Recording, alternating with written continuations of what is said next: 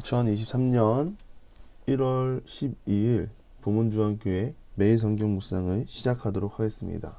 오늘 함께 나눌 말씀은 민수기 6장 13절에서 27절까지의 말씀입니다. 제가 읽겠습니다. 나시린의 법은 이러하니라. 자기의 몸을 구별한 날이 차면 그 사람을 회막문으로 데리고 갈 것이요 그는 여호와께 헌물을 드리되 번제물로 1년 된 흠없는 순양 한 마리와 속죄물로 1년 된 흠없는 어린 암양 한 마리와 화목제물로 흠없는 순양 한 마리와 무교병 한 광주리와 고운 가루에 기름 섞인 과자들과 기름 바른 무교 전병들과 그 소제물과 전제물을 드릴 것이요 제사장은 그것들을 여호와 앞에 가져다가 속죄제와 번제를 드리고 화목제물로 순양의 무교병 한 광주리를 아울러 여호와께 드리고 그 소제와 전제를 드릴 것이요 자기의 몸을 구별한 나시린은 회막문에서 자기의 머리털을 밀고 그것을 화목제물 밑에 있는 불에 둘지며 자기의 몸을 구별한 나시린이 그의 머리털을 민 후에 제사장이 삶은 순양의 어깨와 강주리 가운데 무교병 하나와 무교 전병 하나를 취하여 나시린의 두 손에 두고 여호와 앞에 요제로 흔들 것이며 그것과 흔든 가슴과 받들어 올린 넓적다리는 성물이라. 다 제사장에게 돌릴 것이니라. 그 후에 나시린이 포도주를 마실 수 있느니라. 이는 곧 서원한 나시린이 자기의 몸을 구별한 일로 말미암아 여호와께 헌물을 드림과 행할 법이며 이외에도 힘이 미치는 대로 하려니와 그가 서원한 대로 자기의 몸을 구별하는 법을 따라 할 것이니라. 여호와께서 모세에게 말씀하여 이르시되 아론과 그의 아들들에게 말하여 이르기를 너희는 이스라엘 자손을 위하여 이렇게 축복하여 이르되 여호와는 내게 복을 주시고 너를 지키시기를 원하시며 여호와는 그 얼굴을 내게 비추사 은혜 베푸시기를 원하며 여호와는 그 얼굴을 내게로 향하여 드사 평강 주시기를 원하노라 할지니라 하라. 그들은 이같이 내 이름으로 이스라엘 자손에게 축복할지니 내가 그들에게 복을 주리라. 아멘. 우리가 흔히 아는 나시린은 그의 평생에 하나님께 구별되고 일생을 구별된 삶을 사람이 거라 생각할 것입니다. 그러나 오늘 본문의 나시린은 정해진 기간만큼만 나시린의 삶을 사는 것을 말하고 있습니다. 정해진 기간이 끝났을 때 여호와 하나님께 헌물을 드리고 제사를 드리는 절차에 대해 말하고 있습니다. 나시린 법에서는 두 가지 말씀을 드리려고 합니다. 첫째, 왜 번제를 드리게 하느냐라는 질문입니다. 나시린이라면 하나님께 구별된 삶을 살았고 누구보다 훌륭한 삶을 살았을 것입니다. 그럼에도 하나님은 오늘 본문을 통하여 번제를 요청하십니다. 그 이유는 인간의 실상을 보여주기 위함입니다. 어제도 말씀드린 것과 같이 나시린이라는 타이틀이 사람을 거룩하게 만드는 것이 아닙니다. 나시린이지만 범죄할 수 있고 실수할 수 있고 넘어질 수 있는 것입니다. 단 그것을 멀리하기 위해 철저히 구별된 삶의 자리로 나아간 것입니다. 나시린이 된다고 해서 하나님과 동일시되는 것이 아닙니다. 우리에게는 사랑의 모범, 하나님과 십자가의 사랑의 모범이 되시는 예수님이 있습니다. 우리를 죄악의 늪에서 건져내 주셨고 구원의 길잡이와 생명의 근원이 되기 때문에 닮아가는 것입니다. 아무리 거룩하다고 해서 우리는 하나님이 될 수도 없고 예수님이 될 수도 없습니다. 그것은 인간이 죄인이라는 안타까운 현실과 사실에 놓여 있기 때문입니다. 인간의 실상은 바로 이런 것입니다. 한계에 부딪히는 것입니다. 한계를 스스로 뛰어넘을 수 없다는 것입니다. 로마서 3장 10절 이하는 말합니다. 기록된 바 의인은 없나니 하나도 없으며 깨닫는 자도 없고 하나님을 찾는 자도 없고 다 치우쳐 함께 무익하게 되고 선을 행하는 자는 없으니 하나도 없다고 말합니다. 하나님을 떠나서 잘 살아보겠다고 호언장담한 인간들의 끝이 결국에는 소망 없는 비극을 맞이한 것입니다. 오늘 본문에서 제사를 명한 이유는 나시린으로 살았지만 알게 모르게 지은 죄에 대한 회개를 하나님께서는 요구하시는 것입니다. 그렇다면 두 번째입니다. 나시린이 끝났으니 하나님과의 관계도 끝났을까요? 20절에 보면 그 후에는 포도주를 마실 수 있다고 말합니다. 이 말이 곧 이제는 세상의 방식과 질서를 따라서 살아도 된다는 허락일까요? 아닙니다. 이스라엘 백성에게 처음 요구되었던 것은 하나님을 사랑하고 이웃을 사랑하는 것입니다. 나시린으로 살았다면 하나님을 더 가까이 하는 법을 배웠기 때문에 더 열심히 기쁘게 하나님을 섬기는 것입니다. 하나님의 명령입니다. 구원은 하나의 미션이 아닙니다. 이 드래곤볼이라는 만화가 있습니다. 7개의 구슬을 모으면 꿈이 이루어지는 것입니다. 여러분, 구원은 나실인 7번 하면 주어지는 그러한 것이 아닙니다.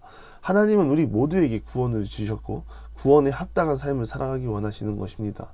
우리의 삶을, 우리의 열심을 하나님께 드리는 것이 아니라 우리의 간절함과 믿음을 하나님께 드리는 것입니다. 지난번에 직분에 대해서도 말씀드렸습니다. 평신도로서 장로의 직분을 받았다고 해서 천국행 자동 티켓을 얻은 것이 아닙니다. 장로의 직분, 권사의 직분, 집사의 직분은 그에 맞는 기도의 자리를 찾게 하고자 하는 하나님의 깊은 뜻이 있다고 말씀드렸습니다. 우리가 그것을 기억하고 기도함으로 하나님의 나라를 이곳 가운데 세워가는 모두가 되기를 바랍니다. 이슬람 지역에 가면 하얀색 빵모자를 쓰고 다니는 사람이 있습니다. 우리는 모르지만 그 모자가 사실은 사람 어깨에 펴주는 모자입니다. 이슬람은 구원의 조건이 있습니다. 그 마지막에는 메카 성지순례를 다녀와야 합니다. 다녀온 사람만이 하얀색 모자를 받을 수 있습니다. 그래서 그 모자를 보면 언제 죽어도 천국에 갈 것이기에 여유가 있고 사람들이 부러워하는 것입니다. 웃긴 일인데 이슬람 사람들은 천국에 관해 진지하게 접근한다는 것입니다. 사람의 노력이 들어가면 그것은 구원이 아닙니다. 사람의 의가 드러나기 때문입니다. 스스로 의인이 될 수 없다는 절망적인 현실을 받아들이고 어제 말씀드린 것과 같이 영적인 나신으로 살아가는 우리 모두가 되기를 간절히 기도합니다. 그 다음으로는 제사장이 백성들을 축복하는 기도문을 모세를 통하여 말씀하시는 장면입니다. 우리는 이 본문을 아주 잘 알고 있습니다. 죄로 얼룩진 자녀들을 위한 하나님의 마음입니다. 여러분들은 하나님의 이 마음에 동의가 되십니까? 우리가 하나님을 두려움의 하나님으로 생각할 때가 있습니다. 맞습니까? 하나님 두려움의 하나님이십니까? 하나님은 절대로 두려움의 하나님이 아니라 사랑의 하나님입니다. 성경의 일부분만 보고 하나님 두려우시다, 하나님 전쟁의 하나님이다 말하는 사람들이 많이 있습니다. 어떻게 한 부분만 보고 하나님을 단정 지을 수 있습니까? 제3자의 입장이라는 말이 있습니다. 당사자들이 아니면 모른다는 것이겠죠. 억울하게 시비가 걸려 길거리에서 싸우고 있다고 해봅시다. 제3자에게는 똑같이 싸우는 사람들입니다. 그러나 그 사건의 자초지종을 들으면 나라도 싸우겠다라는 말이 나오는 것이죠. 잠깐의 상황만 보고 판단하면 큰 실수를 하는 것입니다. 하나님의 본 마음은 한결같습니다. 한결같은 하나님을 떠난 인간에게 주는 가르침을 보고 우리는 하나님을 두려움의 하나님이라고 하면 안 되는 것입니다. 하나님은 우리에게 복을 주시기 원합니다. 소유의 복, 성공의 복, 번영의 복, 생산의 복, 건강과 장수의 복을 날마다 쏟아 부어주시기 원하시는 분입니다. 여러분, 그런데 왜 이러한 단어들이 불편하게 들릴까요? 하나님을 안 보고 복만 바라보기 때문에 우리가 경계하는 것입니다. 눈치 빠른 사람은 교회 열심히 다니고 하나님 이쯤 되면 이런 복을 주실 때가 됐는데 안 주시네? 라면서 하나님보다 복에 관심이 쏠리게 된다는 것입니다. 하나님은 복을 위해 존재하시는 분이 아니라 하나님을 믿으니 자연스레 물질의 복이 주어지는 것입니다. 내가 얻을 복을 생각하지 않고 전심으로 하나님을 먼저 믿고 나아가는 우리 모두가 되기를 바랍니다. 또한 하나님은 우리를 지키시기 원하십니다. 이스라엘 백성들은 전쟁에 어쩔 수 없이 노출되어 있었습니다. 그 가운데 누가 이스라엘 백성들을 지키십니까? 하나님이 지켜주셨습니다. 또한 하나님은 은혜 베푸시기를 원하십니다. 은혜, 사실 이스라엘 백성들을 끝까지 지키시는 그 손길, 그것이 은혜 아닙니까? 받을 자격이 어디를 찾아봐도 없습니다. 그 자격은 하나님의 백성이라는 것 하나, 그러나 안타깝게도 하나님의 성품과는 반대되는 삶을 살았습니다. 그럼에도 하나님은 은혜를 주시고 은혜를 통하여 평강의 삶을 살 수 있도록 도우시는 것입니다. 하나님 믿고 사는 삶, 하나님 안에 속한 삶은 그렇습니다.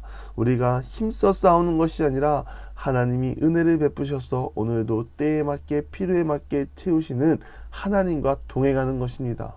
오늘 우리의 삶이 그런 삶이 되기 원하고 하나님의 간절함이 우리 삶에도 드러나고 우리의 부족함이 하나님 안에서 채워지는 은혜를 경험하는 모든 기도의 용사들이 되기를 간절히 바랍니다. 기도하겠습니다. 하나님, 구원은 1년 열심히 믿고 끝낼 것이 아님을 고백합니다. 우리의 평생에 하나님을 가까이하고 하나님 안에 속하는 믿음의 사람이 되게 하여 주시옵소서. 특히나 우리를 지키시고 사랑하시고 보호하시고 은혜 베푸시기 원하시는 그 하나님의 마음을 알게 하시고 능력의 주님, 소망의 주님을 날마다 가까이 하며 나아가고 특히나 믿는 목적이 복에 치우치는 것이 아니라 하나님 한 분 바라보며 나아가는 우리의 믿음이 될 수 있도록 붙잡아 주시옵소서. 예수님의 이름 여호와는 내게 복을 주시고 너를 지키시기 원하시며 여호와는 그의 얼굴을 내게 비추사 은혜 베푸시기를 원하며 여호와는 그의 얼굴을 내게로 향하여 드사 평강 주시기를 원하노라.